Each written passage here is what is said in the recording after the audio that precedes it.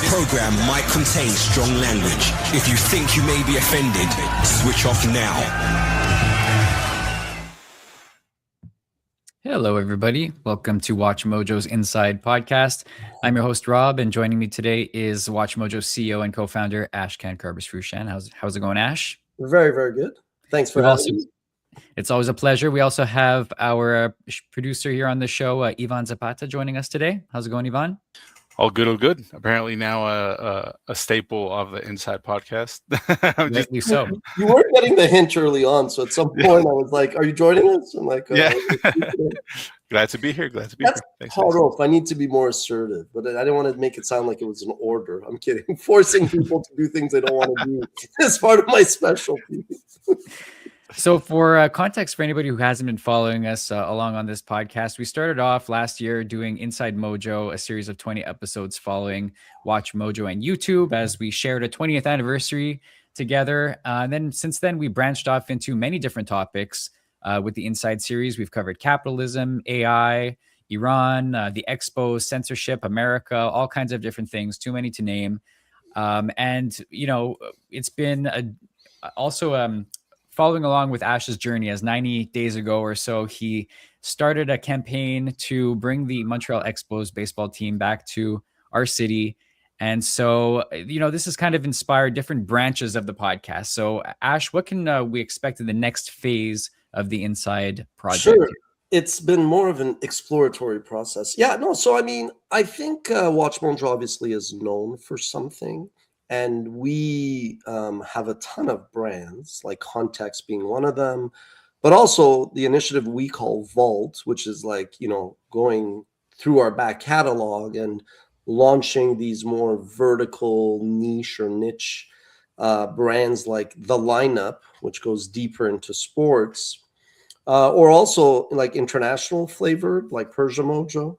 So, you know, I get a lot of people who obviously have an interest in, for example, the Expos, asking me like, "Oh, you should do a podcast," which now could mean anything. Just like, could you do more of like a interactive video or audio like show?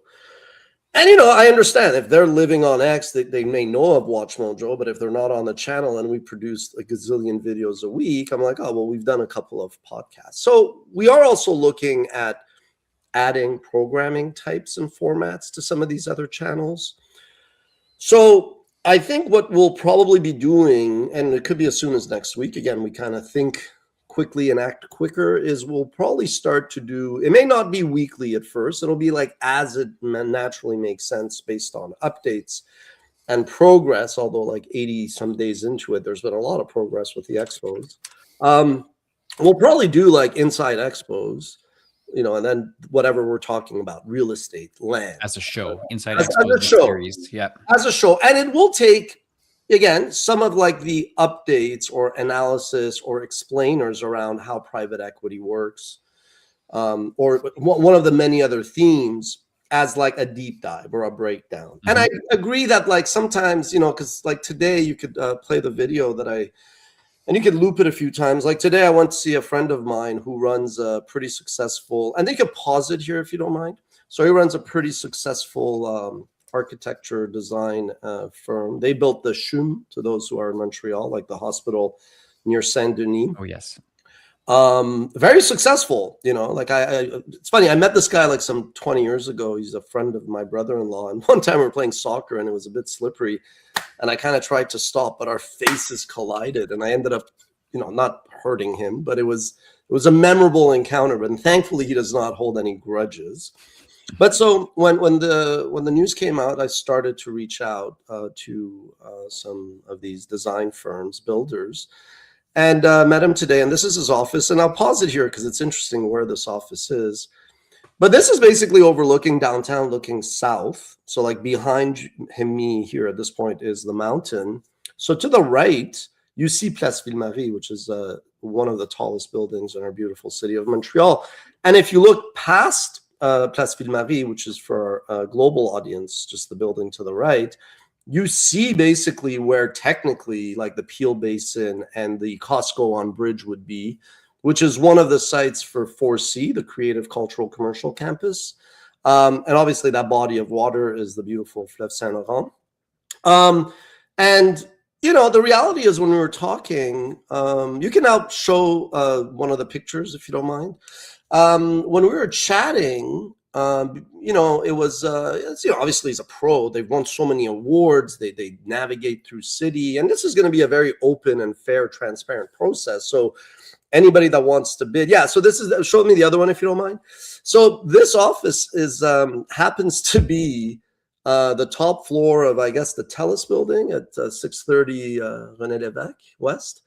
So literally where I was standing 30, 40 years ago is where Charles Bronfman's office used to be. So Charles Bronfman, who brought the Expos in 1969 to Montreal, this was literally his office. And at the time when they moved here, the Place Ville-Marie, which is RBC Royal Bank's office, was not there. Obviously, that building on McGill College was not there. So this was one of the first skyscrapers to go up in Montreal. And this was their office. So I was standing there, and this is where CEMP, which stood for Charles, Edgar, I believe, Minda, and Phyllis, Sam Bronfman, or no, Charles, I'm getting tired. No, Sam Bronfman's kids. Sam Bronfman was the original founder, the OG of the Seagram Empire. So I was standing there, and he was just telling me all this, because obviously the history of the Expos with Charles Bronfman, Sam's son, bringing them to town. And I was like standing there going, another weird parallel. But so the last 24 hours were like groundbreaking, no pun intended. We'll talk, today's show is about television rights. I'll keep it very general. I'm not going to, you know, spill the beans on what. There's a big parallel there between. No, yeah, a lot. We'll talk a little bit about sports rights and all that. But today in my meeting, I kind of also now see the land as being easily addressable. Clearly more red tape, more stakeholders. But just in sitting in a room with somebody, you know, no ego, no pride, not anybody thinking that they're heroes or saviors, just saying, look, if we're trying to solve for this, just back and forth, after 10 minutes, 8 minutes of convo, it was like, oh, you know, he said something and I asked a couple questions and it was like, oh, wow, this is also not that hard. It just took la volonté and a bit of thinking outside the box.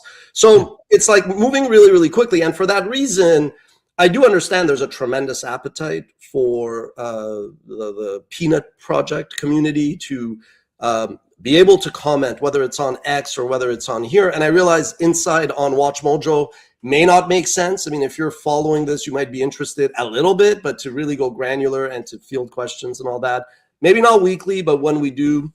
So look out for that. That will probably live on the lineup because we are looking at more programming, sports oriented.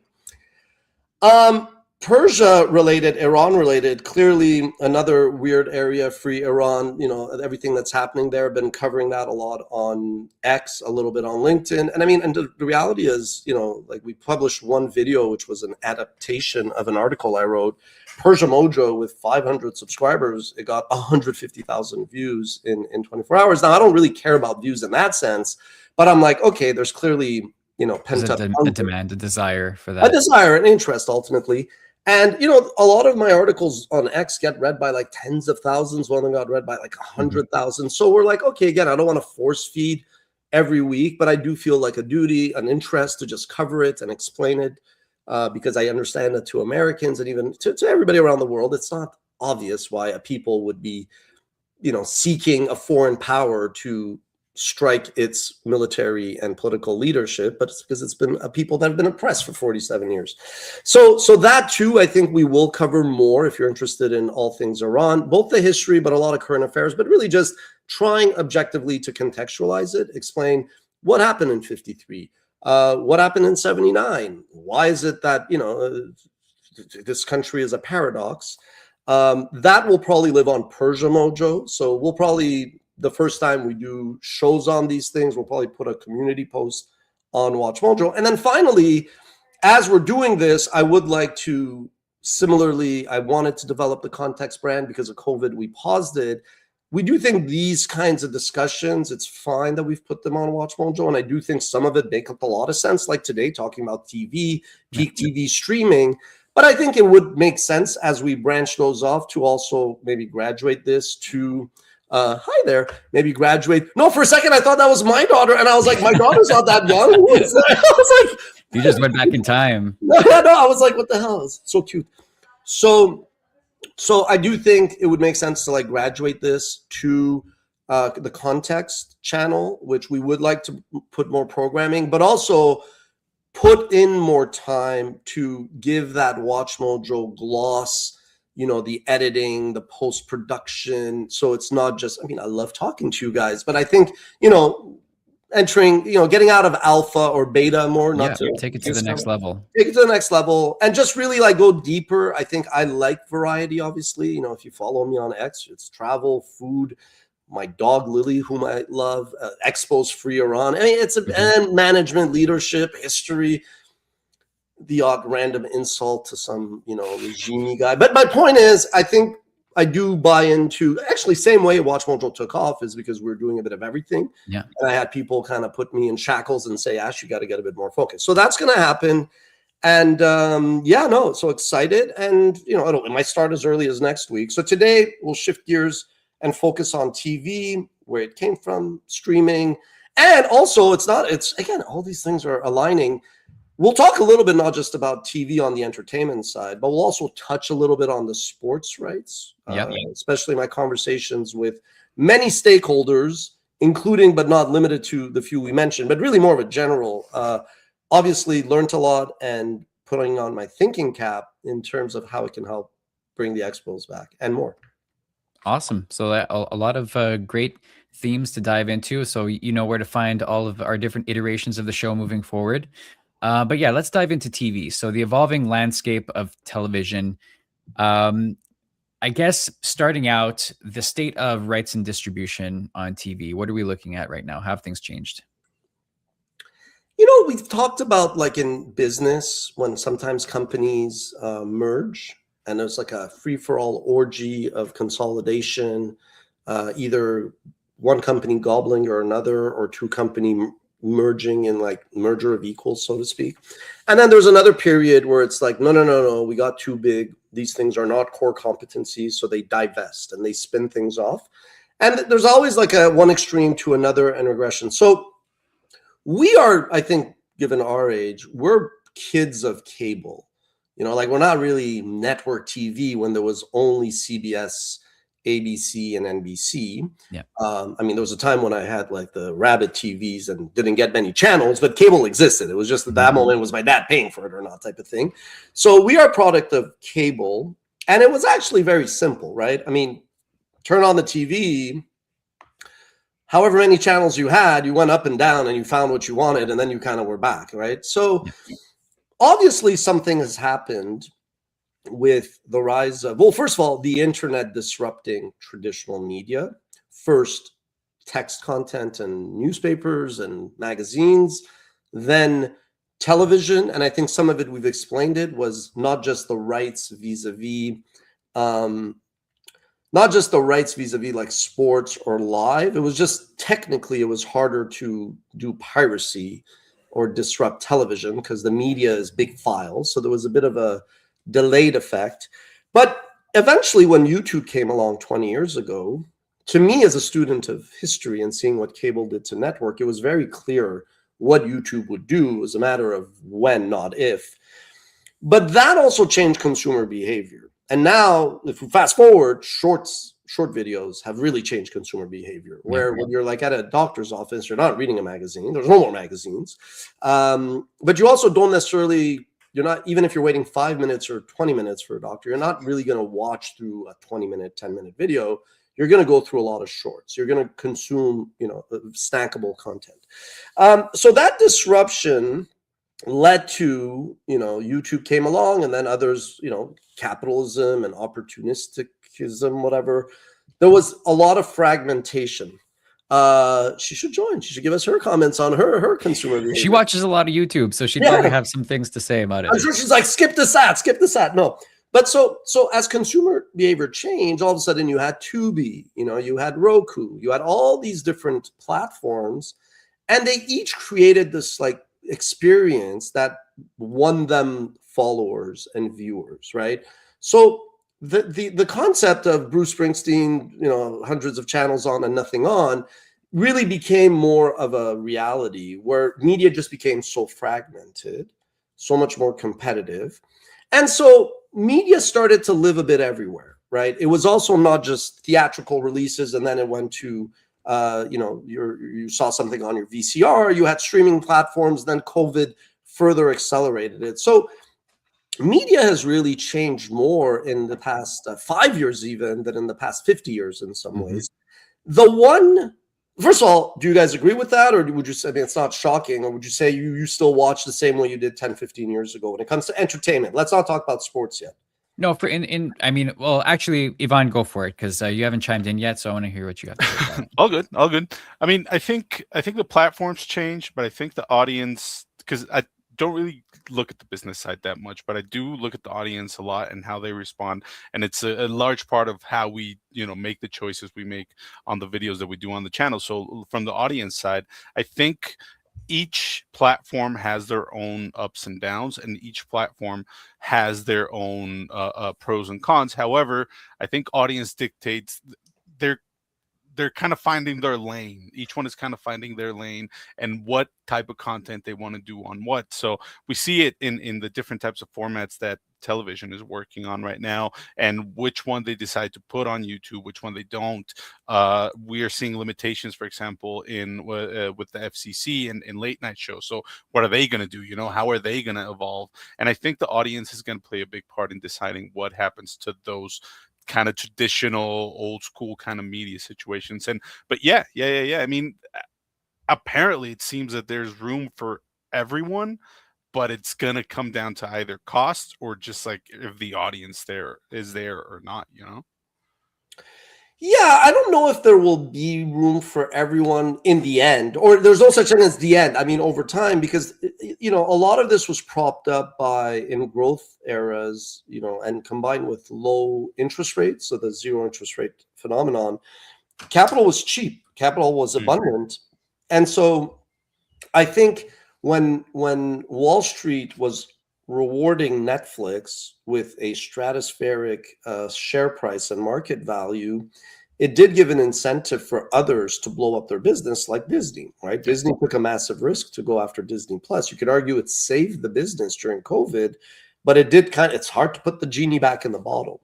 So I think eventually you're seeing a lot of these studios cut costs, not focus on maximizing subscriber growth at any cost, also not throwing so much money, because the problem now is there was way too much content being produced. And it was hard for studio heads to justify it when interest rate, i.e. the cost of money, the cost of capital, would go up.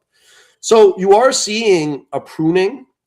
I think what is driving a lot of these mergers, whether it's, I know Netflix is in the lead to buy Warner Brothers, but the reason why Skydance Paramount is chasing Paramount is because they view, well, wait, if we were to merge Paramount Plus and HBO Plus, maybe it's more formidable. You save on costs and, marketing and yada, yada. So I think that is going to happen. And I'm not saying a Tubi, which is part of Fox, so they're good, or a Peacock is part, but actually that's the thing. Peacock could, I'm not saying them, but I'm saying despite it being part of Comcast, a huge company, I know how corporations think. Peacock could at some point just wake up one day and get the Joe Pesci treatment, walks in a room and Peacock bursts, because they're just like, yeah, it's not worth it. It's just not worth it, especially if there's mergers and more consolidation. So I'm not so sure if the way consumers have been rewarded with so much choice, and that reward is double-edged sword, because if you want to watch sports, good luck. Where's tonight's game? Is it on Prime? Is it on HBO? Is it on YouTube? Super frustrating. So I think entertainment was the first to really disrupt and blow up in a good way. And now it's living with the hangover. And we'll talk about AI later and why studios are really desperate to lean towards AI, because it'll cut costs and help them in the face of all these risks. Now, sports was like the shield. Sports, live sports, was really what kind of left these TV companies with a semblance of their golden era, because it was live, right? You had to kind of tune in and all that. So I want to ask you guys this. How much sports do you guys watch versus entertainment? Well, for me personally, I don't watch a lot of sports regularly, but big events, I'll definitely watch them. And like I guess I'm more of an MMA fan than any other sport. So like I'll tune in for the live UFC events. Those are only once a month, so it's not a huge like commitment usually. But I think I'd say generally, yeah, more regular entertainment like television shows, movies, and stuff than sports on my end. Yeah, same. I'll watch the occasional sports transmission, but other than like the Super Bowl or something like that, I wouldn't really, I'll follow the NFL season, but that's it. For the World Cup, I'll follow a couple of games maybe. Other than that, I have my weekly ritual of shows, of movies, or anything like that, and yeah, that's most of my. I mean, not sound like a sellout. Obviously, I was super into movies and TV shows big time to be inspired to do something like WatchMojo. So let's just be clear, compared to the average person, I'm a super big fan. But compared to the team that I recruited eventually, I hired experts to do things that you guys were better and more knowledgeable. Yeah, for me, it was always music and sports. Those were the two kind of things that I was more into. Ironic, producing Area, Songs from Iran, a music album, and sports expos. But so I mean, obviously the years of WatchMojo where I was putting out fires and donating blood to keep the lights on and doing whatever, drumming and cooking all at the same time, I wasn't watching that much sports, and it coincided with the Expos leaving. It coincided with the Habs sucking ass, like that was their forte. For a while there, yeah. No, I would watch it, but I was a masochist. I was like, why am I putting myself through this, right? Like drinking scotch and just trying to make it through the first period there. I'm kidding. Not really. But the point is now, like after COVID, and I was like maybe also my second burnout where I was just a bit too intense, and you think that is, I'm not kidding, there's degrees of ash intensity.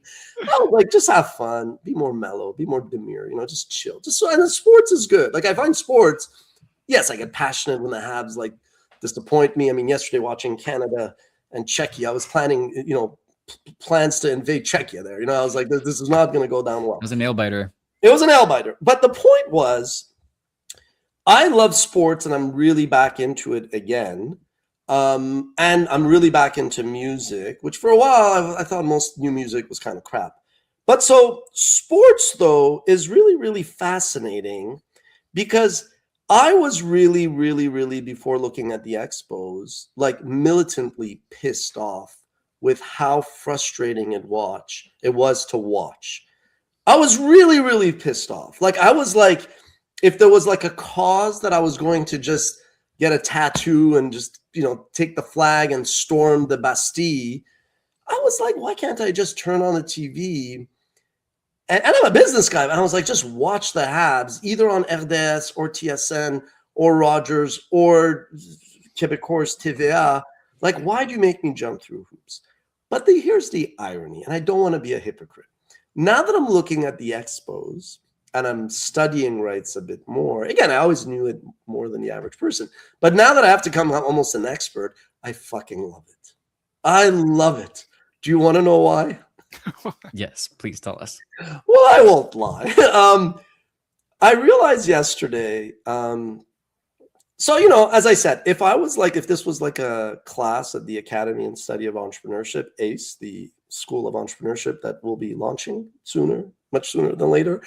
And like I had a student say, like for the concept to reality class, they were like, okay, what's your project? And some guy could be like, I want to start a health club. Okay, some person could be like, I want to start an app. Somebody could have come up and said, I want to work on bringing back the Expos. Now, I would never be a cynic, but I would be a bit skeptical, being like, well, it seems, it's a tall order. But then you go through the motions as I have, and you see it's not.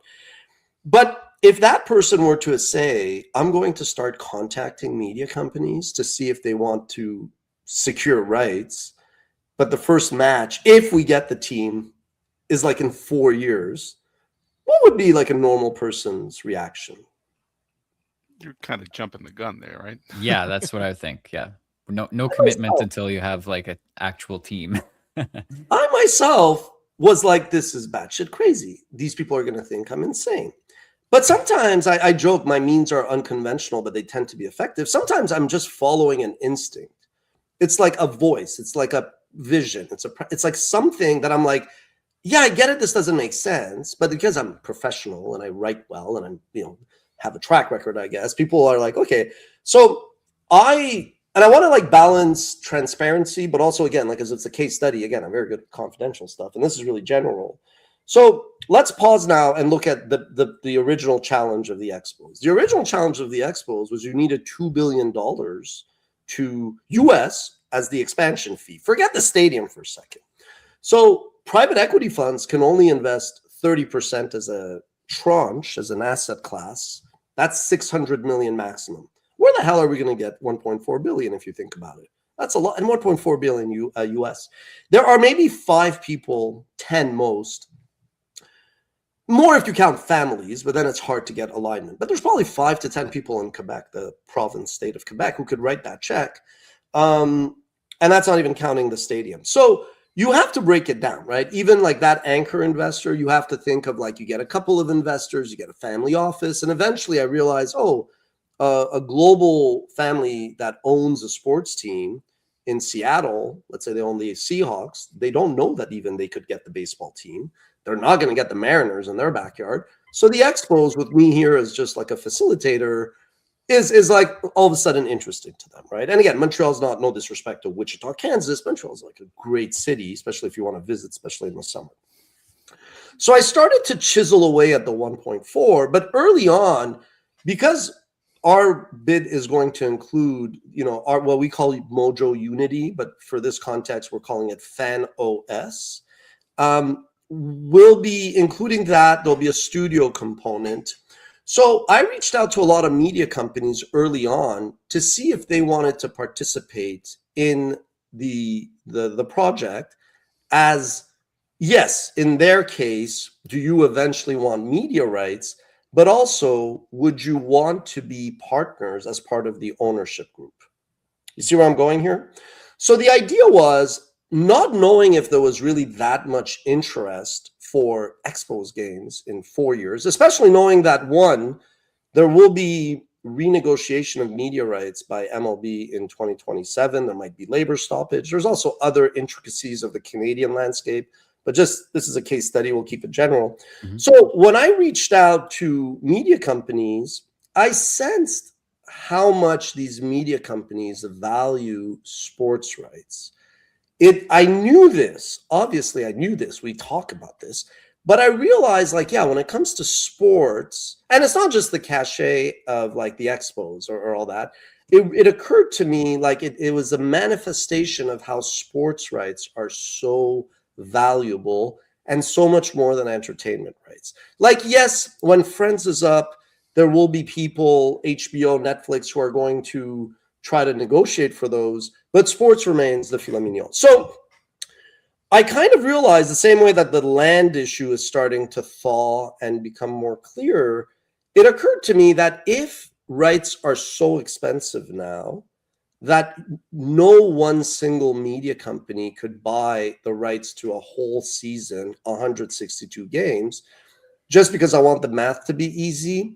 If P can only contribute 600 million, but all of a sudden you get 4 media rights holders to each take 40 games, and let's say WatchMojo takes 2 just for posterity.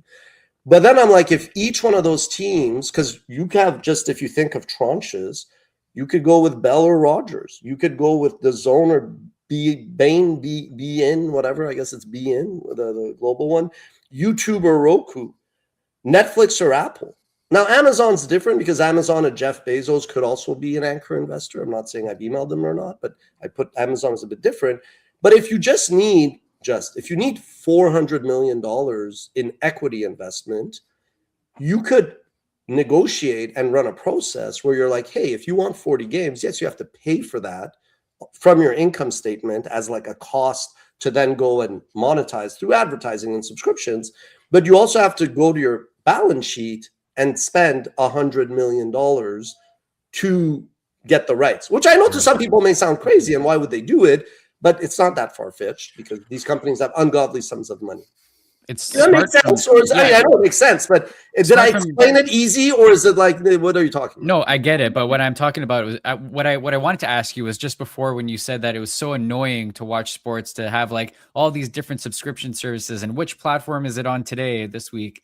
Like, how is something like that going to work for consumers? Is it So going to be too much for them? no, it is, to be honest, but I also like I don't have that much influence. I realize as much as I would love all the games to be on one, there is no single company that I think could justify writing that check, unless props to Rogers, who went all in On Blue sport. Jays. Like no, but all in sports and Mhm. MLSE and just Okay, whatever the else that they own. Sportsnet, the Sportsnet Like there was a network. time, like I met CIBC, the investment bank, when they were like, we're looking to sell Rogers, McLean's magazine and Chatelaine. So I was like, okay, those are interesting brands. Let me take a look. And then I met CIBC and they ended up repping us. And I met a lot of Rogers executives at that era. Now we were getting closer to Bell at the time. But my point is, Rogers is a company that basically, and I hope this is not rude, but they kind of gave up on everything else in media to double down. And they got a lot of ridicule and criticism for paying so much for the NHL rights. But the reality is early on, you got to invest. Are the Blue Jays some sort of like a blueprint for you though? Because Rogers is the primary stakeholder in that club. So to be candid, obviously, I think the Blue Jays' success is both an inspiration, and I think any team you could argue is a blueprint for the Expos level. I think the concept, and this is just a placeholder, ideally some strategic partner comes and underwrites it and it'll be named after them gladly. But the Granicus Sports Entertainment concept, where eventually if Mr. Saputo goes, my CF Montreal has risen in value. I'm more focused on Bologna, and I don't want to have to be involved in building a new stadium because Saputo, as great as it is, the stadium is outdoors, and as the season shifts to outdoors, we need a solution. I want to sell it. We might take a look. I've said with the Nordiques, the fans have asked me, I'm a diehard Habs fan, so I'm not going to go pursue the Nordiques, but as an example, yes, the MLSE blueprint, that could be what eventually this looks like. And also don't forget, the private equity guys, they're in my ears saying, how do we deploy more capital? That's why also I said we don't need taxpayer money, because you ultimately, I know this is turning a bit too much into the Expos. I want to keep it more on sports rights, and back to, but yeah, so I think it's not so much that the Blue Jays are a blueprint for the Expos, but I do think if we pursue the Granicus Sports Entertainment, then yes, MLSE could be a blueprint. But to wrap this up and then get back to media rights, the reality is the fans would prefer it if everything was on one. Parentheses, I actually have an idea for how to address that, because in 3-4 years, the world is going to change so much more than it has in the last 4. But I don't want to confuse, like when I'm having conversations with these rights holders. So the point is, it's obviously the fans would prefer it. But even when I ask the fans, I go to them, no ego. I go, I know what the world is like, but I go, what do you prefer? Most of them kind of understand that it's going to be split across a few. But if it makes the Expos return more likely, then I think they would be fine if it's not just 2 partners, but 4. And then let's cap out at 4. What I realize is, you could probably go up to, as an example, a Samsung, an Apple, a Visa, and say, or a Anheuser-Busch, or a Sapporo, or a Kingfisher, a Molson. You could go to them and say, hey, if you guys want pouring rights, if you guys want to be the financial processor, if you guys want whatever, you have to make an equity contribution. I would never say that for WatchMojo because it's a bit ballsy. But when you're doing a civic project, I have no problem saying, no, that's the cost of admission. Mm-hmm. So as far as the fans are concerned, anything is better than nothing, basically. They get it. Yeah. And they're like, okay, we now have baseball. Before we didn't have baseball. And you ended up like building the capital stack much sooner. So it's like everything was falling into place. And I know some people are like, wow, why is this guy so transparent? But by talking about these things, then you kind of figure out the puzzle and the equation faster. Yeah. So building on the audience satisfaction discussion, business models have also had to change for entertainment television as a response to, the streaming platforms that have come up, and just the changing environments in entertainment in general. So, after that peak TV era where everybody was kind of like over investing, and then things kind of started to cool off, where have we shifted to these days? I want to ask you guys a question regarding your consumption. Do you guys miss, I know we all have the memories of like going to the movies and the excitement.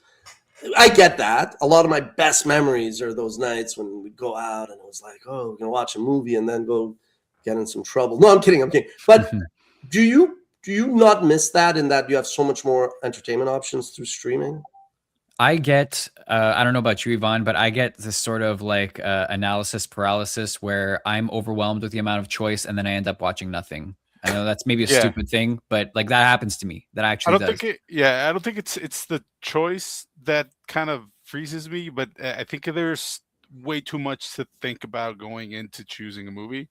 At least here, like, oh, they think this is good, but they think this is bad, and so you kind of, I don't know. It's kind of overwhelming to have like to choose. But I also I think, guess.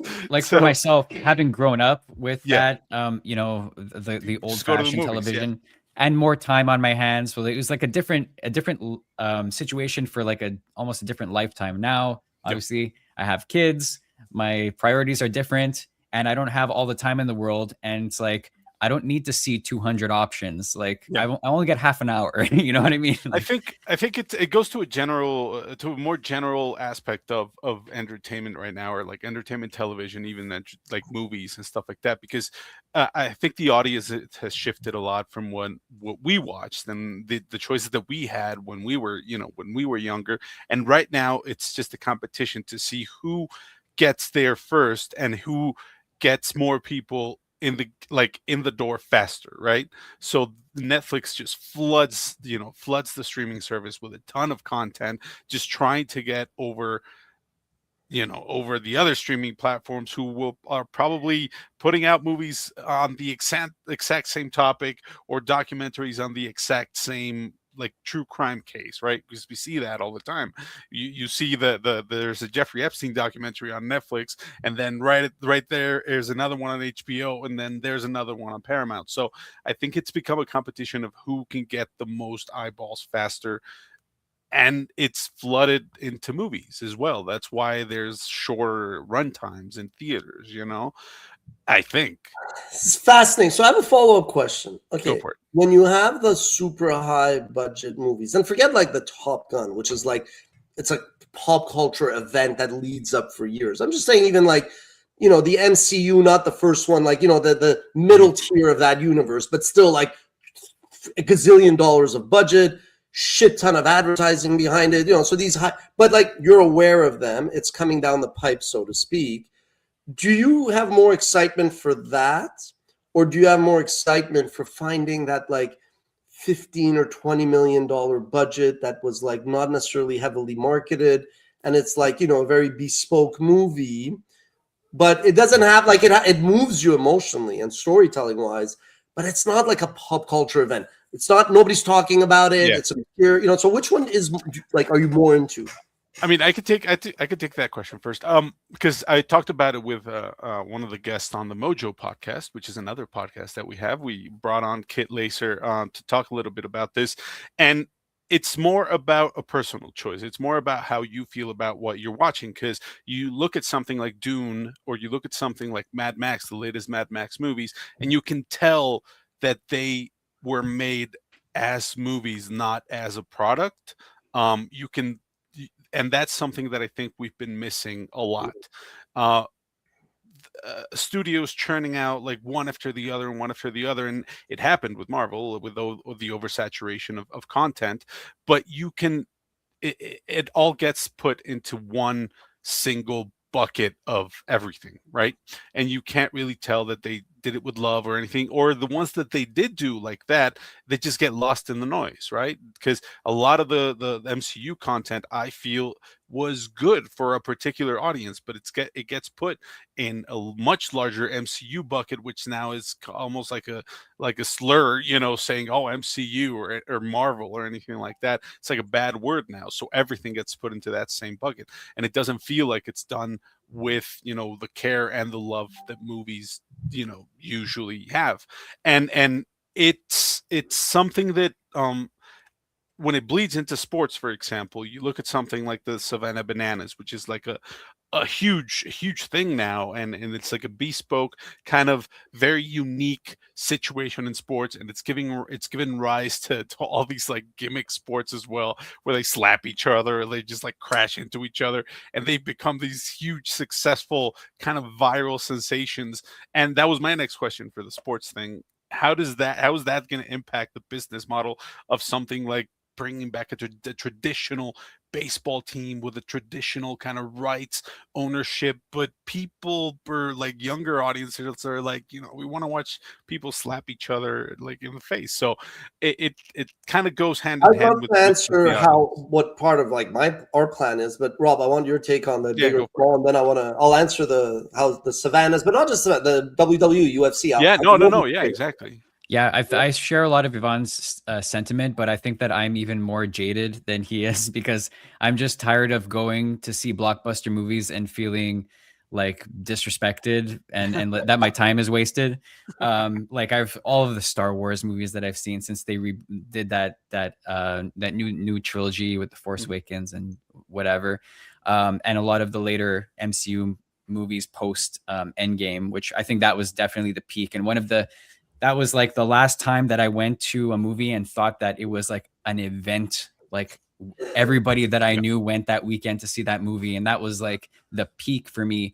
But these days I get much, much more value in watching a movie that I've heard like word of mouth about, that my friend told me about. I was like, oh, that's good. Like I didn't know. And then I'll watch that and then we'll talk about that. So sorry for calling this audible. Flag on the play. I think Task 19921 needs to join the show. This is a pretty top level comment there. There's no avoiding that comment. Receding hairline, Mel pattern baldness, complete baldness. That is chef's kiss. You get a job, sir. Just email me. Forget jobs at WatchMojo. Just Ash at WatchMojo. You're okay. No, because like the ones that are just like bald, they're like, okay, that's lame. But that is talent. Okay. So yeah, I mean, I don't want to say it because I don't like to just pick on Hollywood. I feel it's lazy, but yeah, being insulted is the right answer. There's movies that I'm like, when I'm on a flight, I'm like, okay, I won't work. I won't listen to music. Let me give Hollywood a shot. I feel insulted. Like I honestly feel that I'm just like, come on. This is supposément like you need storytelling, great writers. Bullshit. It's garbage. It's nonstop garbage. Now, there are some great movies, and I give them a lot of credit, but the numbers are so off that there's just so much volume of trash that it's like, okay, great. One of these was not total shit, but as an industry, you're going down the crap route. So yeah. So I also am like, I used to have this like memory of like, not saying that those were blockbusters, but like I vividly remember going to watch The Fugitive, like Eaton Center and this excitement, or many other movies. That it's like, yeah, now I don't even bother. I'll just watch something later when it comes out. It's also because now we have such a big team that I'm like, you guys are on top of this. I don't necessarily need to, I don't need to be watching all these movies, frankly, because you guys are there.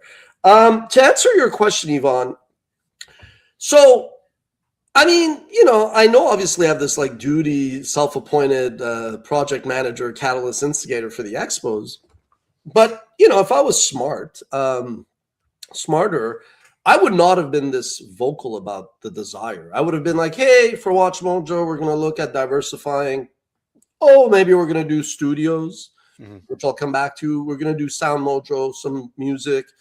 Yeah, maybe look at sports. I don't even know what that means, launching the lineup or investing in rights, or, maybe we'll buy a team and have people come to us type of thing. Because it did kind of like make us seem too excited and hot and heavy for MLB, which is fine. But the reality is 5-6 years ago, I don't think that baseball was a very watchable product. And I'm not saying anything new just because it just took on forever. And to their credit, the league made some changes already. So I would say that baseball is, again, a very good product to watch. So that's just at a high level.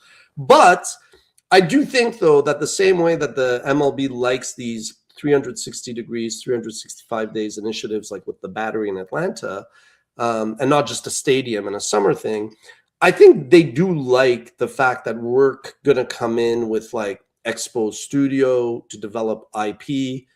When I was in my honeymoon 20 years ago, I developed a baseball related, story. And then more recently, I mean, there's so much fodder and inspiration with this peanut project that like I'm developing a lot of things that would eventually fit in a feature or a series. So that's one. Two, the whole 4C component of going to an Expos match is going to be an experience, and visiting a museum where you're kind of summarize the best of Montreal, but also a pavilion where if, let's say, Sony is a partner, you actually have maybe like the first Sony that was ever built, you know, in a glass case to kind of tell the story and do this for many different partners. And of course, things like the Sphere. So I think you need to balance, because I'm meeting with Sphere as not very transparent, because first time I saw the Sphere, I was like, we should maybe look into talking to them about bringing something to Montreal. But the point I'm getting at is balance. I think the Savannah Bananas have that liberty to do whatever the hell they want, because it's baseball, but it's more show and entertainment. Mm-hmm. Whereas I think baseball is still a traditional sport. And yes, I commend them for saying, we're going to make some changes, whether it's reviews or clocks or ABC. But if all of a sudden they would be like, you would get the option to whip out your tennis racket and hit with a tennis racket instead of a bat, I'm like, yeah, no, that's not really baseball anymore, right? So my approach is you respect the purity and the sanctity of really what is the foundation of a sport. But there are certain details that you could say, like, I think 3-on-3 overtime hockey is a fantastic idea. You know, I understand why some people criticize it, but nobody can objectively look at hockey today and say it's an inferior product than it was when it was 5-on-5 and 90 games, 50% of games ended up in ties and it was boring because they would play, so it the same way that in business you say be rigid on vision, but be very flexible on the tactics. I think there are certain things of baseball that are that's baseball. It's traditional. You don't touch it. But I think the overall experience of what it means to go to the ballpark, that is something that I feel more, be generous with your fans. And also, like, I would never knock the Habs, ever. It's fantastic product. It's great. God, give them so much credit for just bringing them back. But I mean, when I, as a consumer, go there, when it comes to food, when it comes to, I'm not bourgeois by any means, but I do believe in always giving more value to people, and I'm not talking about spending $20 for a beer at the Bell Center. It's not the $20 for a beer. I just think some people are like, it's funny. I've had a lot of success commercially, but it's almost because I don't focus on the commerce first. You've seen that stupid pyramid of principles. Starts with principle, purpose, people, product, passion, and eventually get to profit. So I could in the end be elbowed out, forgotten. MLB could say F off. We don't want to deal with Montreal. But I just am approaching it from a far more consumer first, value first. And then I believe everything else would fall into place. So I think that, it's going to be a tremendous experience, but that is a bit premature. I'm not picking out the menus of the restaurants just yet. But me inquiring about media rights, maybe I knew it instinctively that I was ultimately curious if they would want to be equity partners, knowing they wouldn't be the anchor investor. But it did help me dramatically up the odds of this happening now, because it also made me realize, well, it's not even just limited to the usual suspects. You could have an auction where every strategic partner that wants to own a category or a lane has to be an equity partner. It's just the cost of admission. I'm trying to locate myself on our outline here, what we're talking about. I do have a question. No, but I do have a question, for example, talking about traditional, when you mentioned the tradition of baseball and the tradition, like keeping that and balancing it out, I think it does have a really cool parallel with the way television is being made right now. I did jot down a couple of examples. For example, The Pit or A Night of the Seven Kingdoms, which are two shows that are right now like at the top of like peak television. They're doing really well. And the most important thing is they're doing things differently, right? And as a response, I think it's both a response to the business side of it as a response to the fatigue of Are these of successful audience. commercially, like in terms of ratings? Yes. Yeah. Okay. Yes, and audience, you know, Yeah. because The Pit won all these Emmys, and they're doing season 3 right now, and it's moving really, really fast.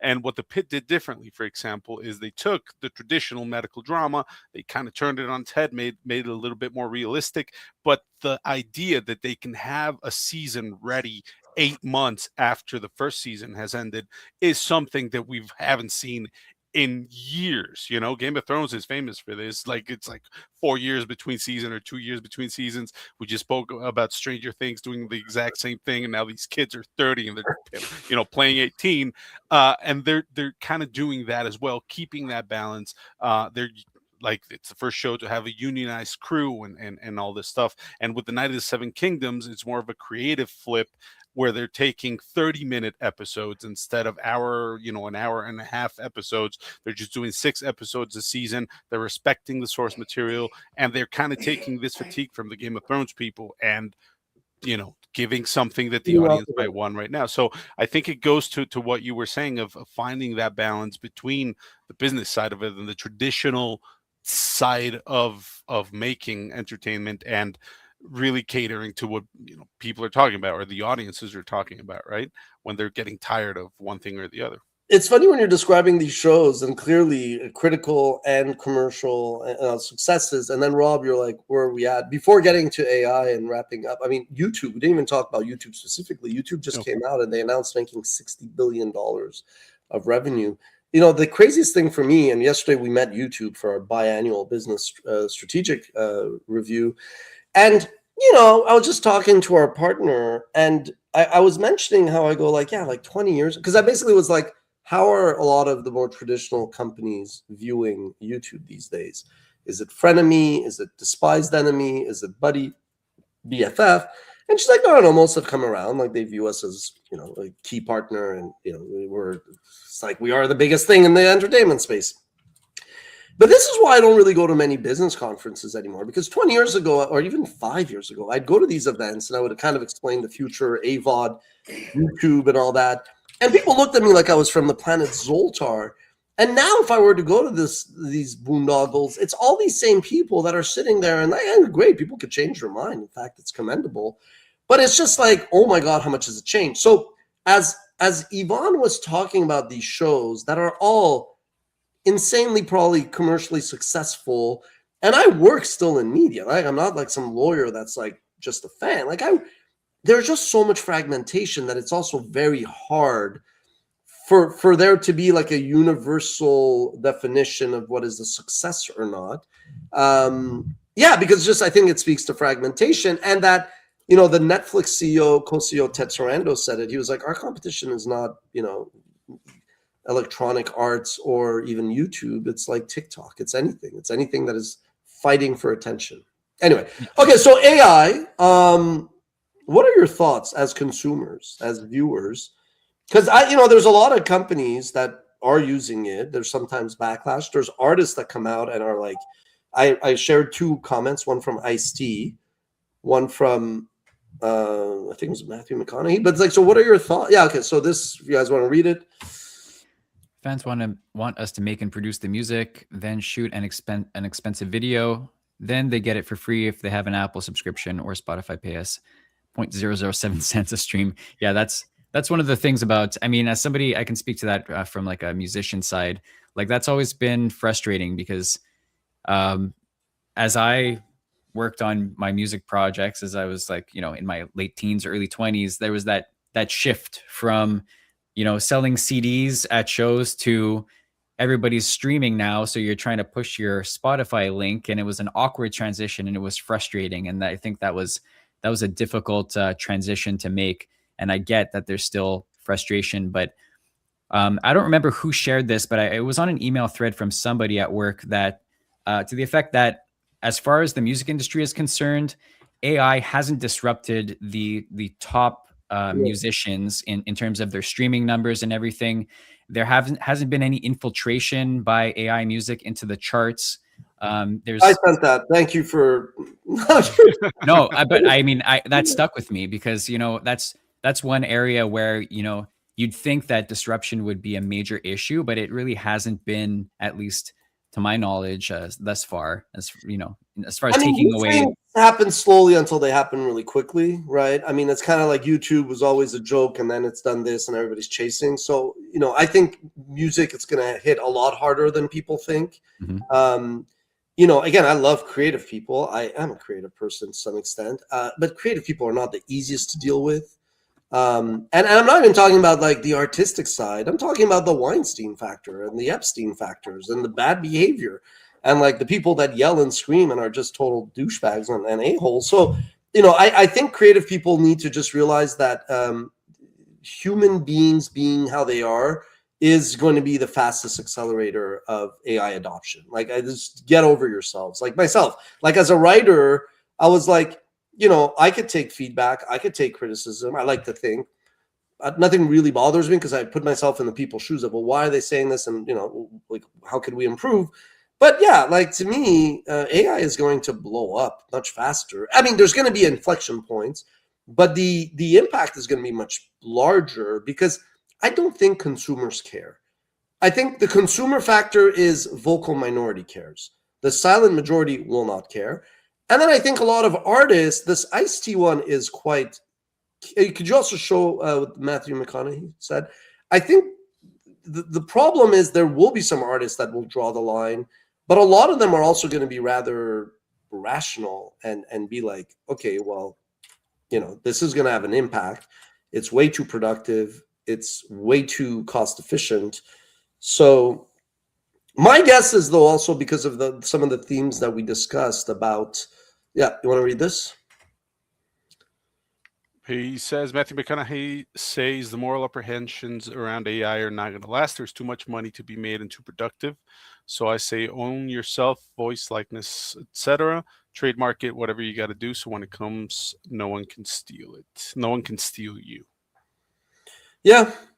No, I mean, but my point is that the established folks are more realistic about how it's going to come and change things. And I think those that are like, oh no, humans will always be the leading this or that. I don't know if that's really true. I'm not saying that there isn't a difference. There clearly is, and I've always said the right combo is man and machine, and knowing when to use machine. Well, that's the thing. But I think we've said this before in other interviews. It's like, well, are you going to would you have refused using CGI to make movies, or like insist on filming everything practically? Like, no. I mean, and I don't think, obviously, like there is some quality issues with regards to that today also, because some people, like if you look at what people say about like Michael Bay movies and stuff, where it's just like gigantic explosions and everything is CGI, like there's a little bit of like looking down on that. And I feel like there may be similar things to AI adoption as well. Like it depends on how it's done. It's not it's a be a black or tool. white. It's a typewriter. I could use a typewriter to write a book, or I could throw it at somebody's head, right? It's like, same thing with technology, same thing with everything else. I mean, I think ultimately the thing with AI is it's going to fall into the back end of things. It's going to fall into the way like CGI and everything is right now. It's going to fall into the back end. Right now, the problem with AI is what's at the forefront, because that's what's kind of, the face of AI right now is it's not pretty. The AI is the star of the show right now. Exactly. It is. And the popularity of it and what we're using, or what people are using AI right now for, is kind of, not a great presentation. However, the development of AI in the behind the scenes and in the back end of production of movies, of business, of either more, like even more AI, that's what's gonna hold it up in the future. But right now, there's not that much trust. I agree, but think of the dancing maybe on the internet in the late 90s. Yeah, exactly. But look at it now, right? Exactly. Right now, it's basically that. It's basically that dancing baby from Ally McBeal right now is kind of what's holding up CGI and the development of CGI right now in movies and stuff like that. But yeah. Hello, the Donald Trump. What would he look like if he was from different countries? I mean, Bravo, you're like, I saw that for Snoop Dogg today. I felt the Donald Trump was a bit more like diverse, basically. I mean, Snoop Dogg, and most of them was just Snoop Dogg. They just kind of like With different changed his clothes. name, right? Different clothes on. Yeah, but the Trump was interesting. All right. All right. Well, I guess this is a good place to land it. So, yeah, just to recap everything that we spoke about at the top of the episode, you may not see the Inside Podcast up on the WatchMojo channel for a while, but we will be splitting off into different programs, and you can check out our community tab for updates on when new things are landing. And if you'd like to follow us, check out the Lineup channel, Context TV, and Persia Mojo is the other one where we'll probably be most active. And so until then, stay well, everybody. See you next time. Thank you, guys. Bye, guys. Thank you.